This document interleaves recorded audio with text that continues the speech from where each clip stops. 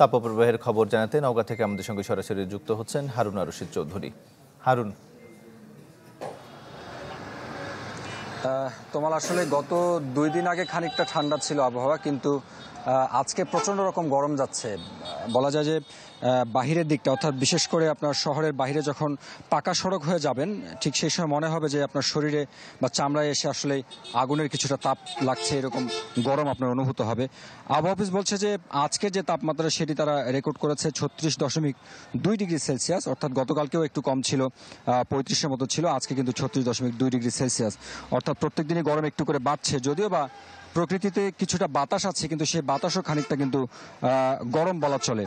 মানুষজন আসলে এই দুপুরের দিকে কিছুটা কম। আপনি এটা হচ্ছে শহরের বালুরাঙ্গা এলাকায়, এই সময় জমজমাট থাকবার কথা, কিন্তু গরমের কারণে মানুষ যাদের অতি প্রয়োজন, যাদের নেই আসলে, তারা আসলে এই মুহূর্তে বাহিরে বেরোচ্ছে না।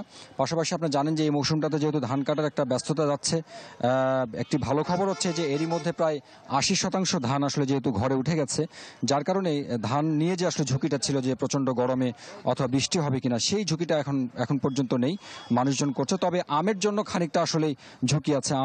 আম এইরকম গরম যদি অব্যাহত থাকে, আমের আরও খানিকটা ক্ষতি হতে পারে, কারণ কৃষকরা বলেছেন যে গত যে গরম গেছে সেই গরমে কিন্তু প্রায় 30% মতো আম পড়ে গেছে গাছে, যে আম ছিল। মোটামুটি এরকমটা ছিল। তবে যারা গত গরমে আসলে, অর্থাৎ 1 সপ্তাহ বা 10 দিন আগের গরমে যারা অসুস্থ হয়েছিল, ভালো হয়েছে, তারা আবারও কিন্তু নতুন করে অসুস্থ হচ্ছে। চিকিৎসকদের পক্ষ থেকে আসলে এমনটা বার্তা দেওয়া হয়েছে। তাই বাড়তি সতর্কতার বাহিরে আসলে কোনো কিছু বলার নাই। তোমাল। হারুন, আপনাকে ধন্যবাদ।